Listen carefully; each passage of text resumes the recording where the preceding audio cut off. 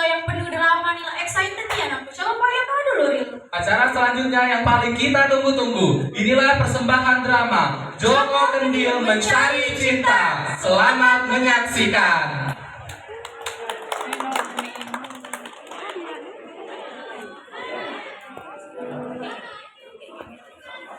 Teater Joko Kendil Mencari Cinta yang diperankan oleh Dimas Wijaya sebagai Joko Kendil dengan karakter protagonis yang memiliki sifat pekerja keras, sabar, penyayang, dan pantang menyerah. Aku ingin menikahi salah satu putri kerajaan. Tasya Dea Berina sebagai Putri Melati dengan karakter protagonis yang memiliki sifat baik hati, lemah lembut, dan sabar. Aku mau bersamanya dan aku akan menerimanya dengan sepenuh hati. Muhammad Faris Hidayatullah sebagai raja dengan karakter protagonis yang memiliki sifat tegas dan bijaksana. Baiklah, segera saja kita adakan pesta pernikahannya. Nahla Isnaini sebagai Bu Ordu dengan karakter protagonis yang memiliki sifat baik hati, penyabar, dan penyayang. Dia kendil dan sekarang dia tinggal bersama kita. Sarfa Bella Anggraini sebagai Putri Kantil dengan karakter antagonis yang memiliki sifat licik, suka mencela, dan sombong. Kau bercanda Melati? Olin Priyaska sebagai Putri Mawar dengan karakter antagonis yang memiliki sifat sombong, angkuh, dan suka mencela. Kau mau bersama pria jelek dan bungkuk seperti itu? Septi Gisaila Putriana sebagai Rahayu dengan karakter protagonis yang memiliki sifat baik hati dan penyabar. Mengapa kalian jahat sekali? Rafa Mutiara Hapsari sebagai Ratu dengan karakter antagonis yang memiliki sifat egois dan angkuh. Hei Kendil, kamu tuh tidak cocok untuk putriku.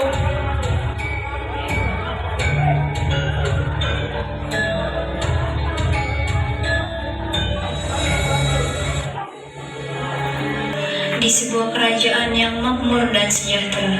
Di sana tinggallah janda yang hidup bersama anaknya. Wah, sayangannya komplit sekali nih. Suku pasti sangat lezat. Sayup-sayup terdengar suara ketukan pintu dari arah depan.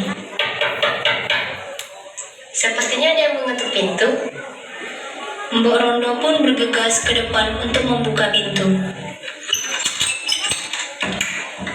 Siapa ya? Permisi Bu, bolehkah saya meminta sedikit makanan? Siapa kamu nak? Bersama siapa kamu? Saya sendirian Bu, perut saya lapar sekali. Kamu belum makan? Belum Bu. Aduh, kasihan sekali. Masuklah nak, kebetulan saya sedang memasak. Terima kasih banyak Bu. Joko Kendil pun mengikuti Mbok Rondo untuk masuk ke dalam gubuknya. Silakan dimakan nak. Terima kasih banyak Bu.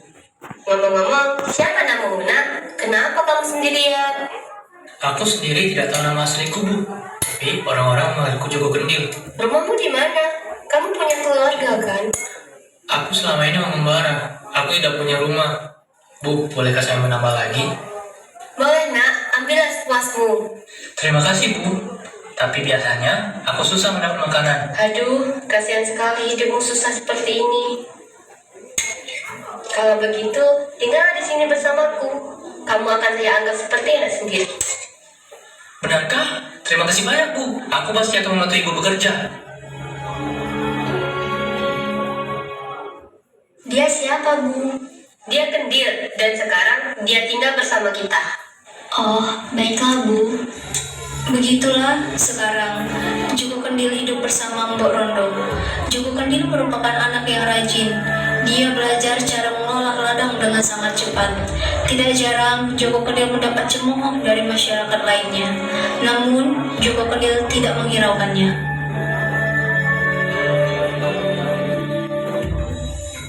Lihat ini Bu, panen kita bagus. Kubisnya terlihat segar. Ah, itu kan karena kamu yang merawatnya dengan baik dan penuh cinta, Joko.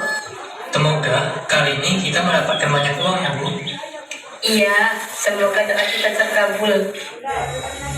Waktu terus berlalu, Joko Kendil hidup tentram bersama keluarga barunya.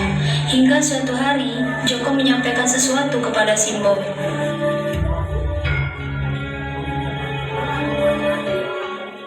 Bu, aku punya satu keinginan. Apa itu Joko? Aku kan sudah dewasa. Aku ingin menikah, Bu. Hah? Menikah? Apakah kamu sudah memiliki calon istri, Mas? Aku ingin menikahi salah satu putri kerajaan, Dik. Kamu jangan bercanda Joko. Lihatlah keadaan kita sekarang. Mana mungkin putri kerajaan mau dengan orang miskin seperti kita? Apakah kamu tidak punya calon istri lain? Putri raja pasti hanya ingin menikahi pangeran. Ayolah, Bu. Baru kali ini aku punya permintaan ke Ibu. Tolonglah aku hanya ingin dengan putri raja. Baiklah. Tapi kamu harus siap dengan apapun jawaban dari Baginda Raja Joko. Aku sudah siap, Bu. Apa kamu yakin? Iya, Dik. Simbok pun dengan terpaksa menuruti kemauan si Joko Kendil. Beberapa hari kemudian, mereka bertiga berangkat. Rondo, Joko Kendil, apa kalian butuh bantuanku? Sebelumnya, kami meminta maaf kepada Baginda. Raja memanggil ketiga putrinya serta menyampaikan tujuan dari kedatangan Simbok tua dan Joko Kendil.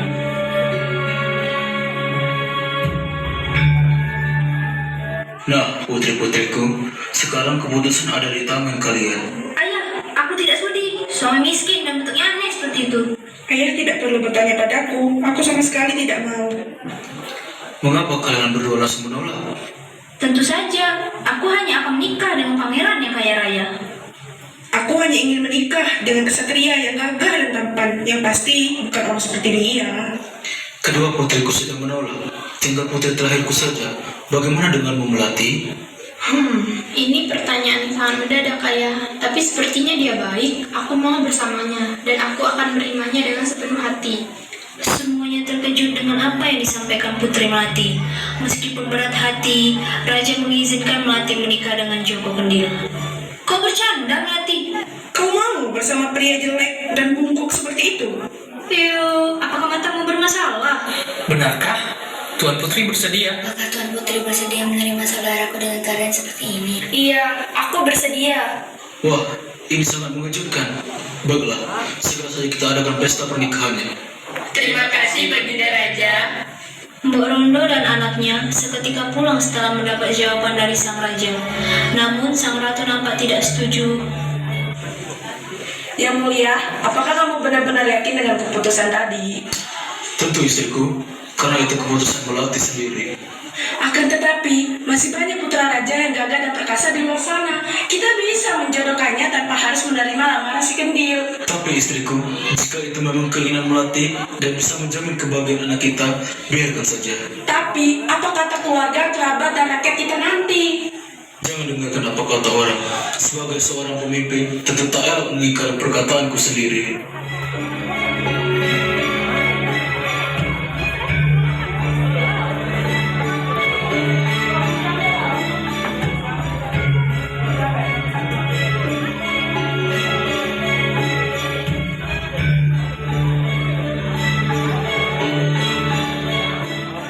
Pesta pernikahan pun dilangsungkan dengan meriah.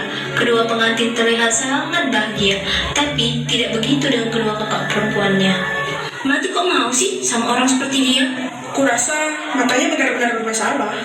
Sepertinya dia dibutakan oleh cinta. Entahlah, dari dulu dia memang aneh kan?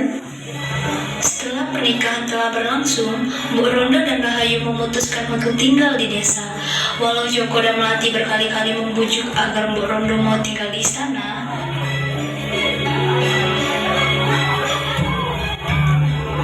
sedangkan di istana, Putri Kantil dan Putri Mawar tidak bosan-bosannya mengejek Putri Melati dan Joko Kendil. Lihat, dia itu lebih pantas jadi makanan hewan, bukan malah menikah dengan putri kerajaan. Entah apa yang dipikirkan Melati, kok maunya dengan laki miskin, jelek pula. Banyak yang menghina pernikahan mereka. Lambat laun membuat Joko Kendil terganggu. Satu ketika, Joko Kendil ingin berkunjung ke rumah Mbok Rondo. Namun saat di perjalanan, Joko Kendil bertemu dengan sang ratu beserta kedua putrinya. Lihat dia, Ibunda. Dia sangat tidak pantas untuk Melati. Benar itu ibunda, aku masih tidak menyangka Melati mau dengan lelaki seperti itu. Hei Kendil, kamu tuh tidak cocok untuk putriku. Rahayu yang baru saja pulang dari ladang tidak sengaja melihat saudaranya dihina oleh ratu dan sang putri. Rahayu pun menghampiri seraya membela saudaranya. Mengapa kalian jahat sekali? Ratu dan kedua putrinya hanya tertawa dan pergi meninggalkan Joko. Joko Kendil menyuruh Rahayu pulang dan Joko kembali ke istana.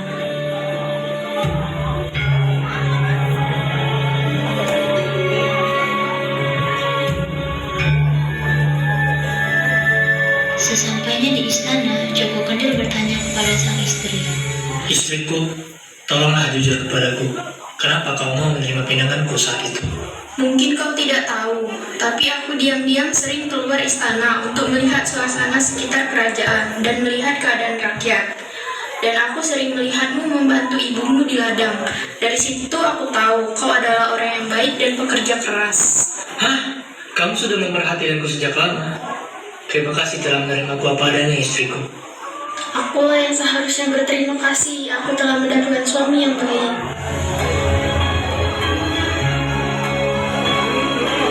Suatu hari, Raja mengadakan perlombaan. Perlombaan tersebut diikuti pangeran dari berbagai adipaten. Para putri raja tidak ketinggalan menyaksikan perlombaan tersebut.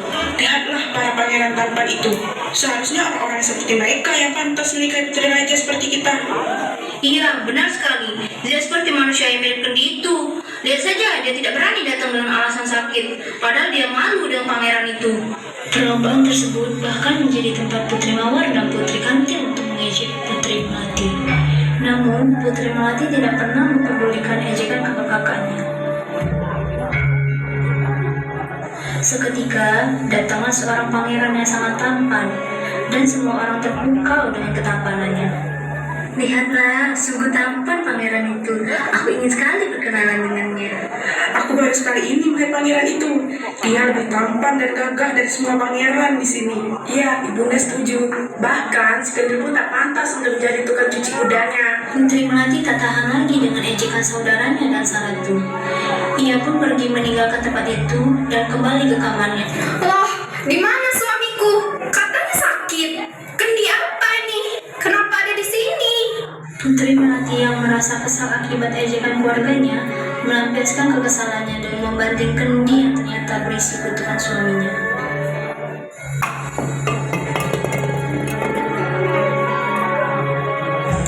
Hei, siapa kamu? Kamu tidak boleh seenaknya masuk ke sini. Cepat pergi, atau aku panggil prajurit. Putri Melati, ini aku, suamimu. Apa maksudmu berkata seperti itu? Joko Kendil yang selama ini bungkuk ternyata memiliki rupa asli yang tampan.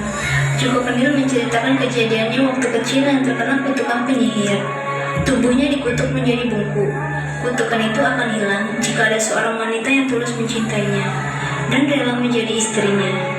Dan kutukan itu akan benar-benar hilang jika sang istri memecahkan kendi kutukan tersebut. Itulah kenapa aku meninggal kendi itu di atas meja.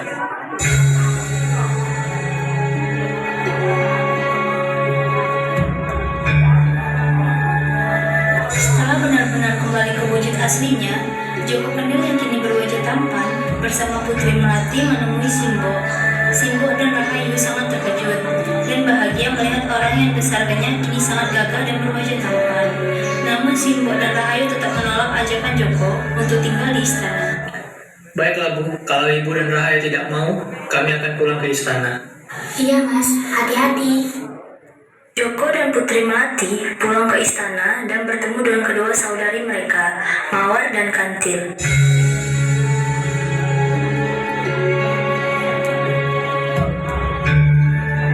Siapa kamu? Kenapa kau di sini? Aku Joko Kendil, suami Putri Melati dan ipar kalian berdua.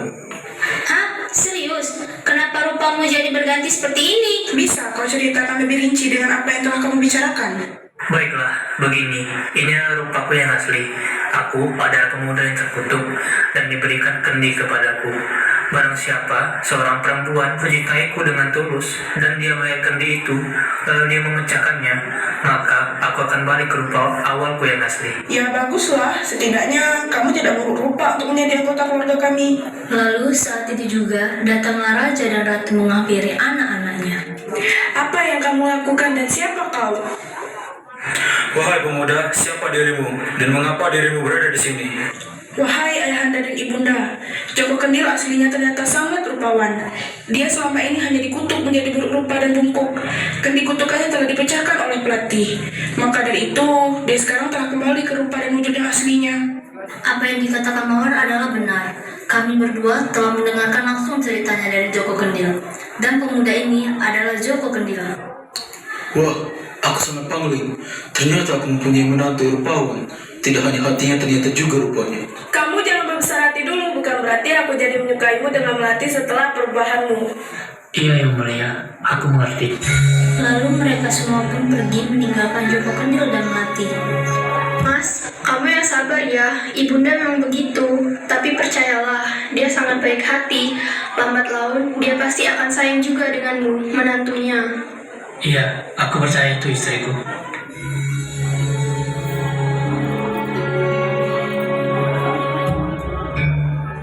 Kantil, ini tidak bisa dibiarkan. Mereka harus diberi pelajaran terlebih dahulu. Iya Mawar, aku setuju. Mawar dan Kantil pun merencanakan sesuatu untuk menjebak Joko Kendil dan Melati. Joko, boleh kamu ikut aku sebentar? Aku ingin berbicara penting padamu. Boleh, berbicara tentang apa? Saat terjadi percakapan itu, Raja dan Ratu melihat Mawar mengintip Kantil dan Joko Kendil. Apa yang telah dilakukan Mawar dan Kantil terhadap Joko Kendil? Sepertinya mereka merencanakan sesuatu yang jahat. Ayo, sebaiknya kita beritahu Melati. Raja dan Ratu pun menghampiri Melati yang sedang sendirian. Melati, sebaiknya kamu hati-hati. Ayahanda dan ibunda melihat kedua saudaramu berinteraksi dengan suamimu. Iya, terima kasih ayahanda dan ibunda. Lalu, Raja dan Ratu pun pergi dari hadapan Melati. Dan setelah itu, datanglah Mawar menghampiri Melati. Melati, ayo ikut aku. Lalu, Melati pun mengikuti Mawar yang menariknya ke suatu tempat. Di sana, terdapat Joko Kendil yang sedang berpegang tangan dengan Kantil. Apa yang telah kau lakukan kepada Kantil, wahai Joko Kendil? Saat mendengar teriakan itu, Raja dan Ratu menghampiri mereka. Untunglah kalian datang. Joko Kendil ini ingin melecehkanku. Demi Tuhan, aku tidak melakukan apa-apa. Putri Kantil yang memegang tanganku dan berbicara seolah-olah aku yang melecehkannya. Istriku, tolong percaya kepadaku. Aku tidak mungkin mengkhianatimu. Iya, aku percaya padamu. Tadi ayahanda dan ibunda sudah berbicara kepadaku bahwa mereka sepertinya menjebakmu. Terima kasih istriku sudah mau percaya kepadaku. Joko Kendil, maafkan aku karena sebelumnya tidak suka kepadamu. Sekarang aku akan menerima keberadaanmu sebagai menantuku. Sekarang Mawar dan Kantil, kalian berdua harus minta maaf atas perbuatan kalian terhadap Joko Kendil. Atau tidak, kalian akan hakimi oleh seluruh anggota kerajaan. Iya ya Anda, aku menyesal. Maafkan aku telah berbuat jahat padamu, Kendil. Aku juga minta maaf, Kendil, karena telah memintamu. Kendil memang tidak melakukan apa-apa terhadapku. Iya, aku maafkan kalian semua. Terima kasih telah menerimaku di keluarga ini. Aku berjanji akan melakukan tugasku sebagai menantu kerajaan. Aku percayakan putriku kepadamu. Tolong, kamu bahagiakan putriku. Iya ayahanda, ibunda. Aku akan menjaga Melati dan mencintai Melati dengan setulus hatiku.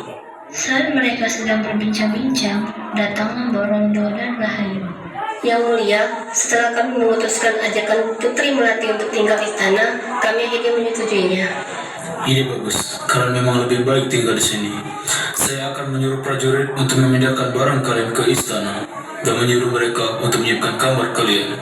Borondo, Rahayu, maafkan aku sebelumnya tidak menyukai kalian. Sekarang kalian bebas tinggal di sini. Terima kasih yang mulia. Akhirnya mereka hidup damai dan rukun. Ratu Mawar dan Kantil telah menerima keberadaan Joko Kendil. Borondo dan Rahayu pun ikut tinggal bersama mereka. Kerajaan tersebut pun semakin bahagia.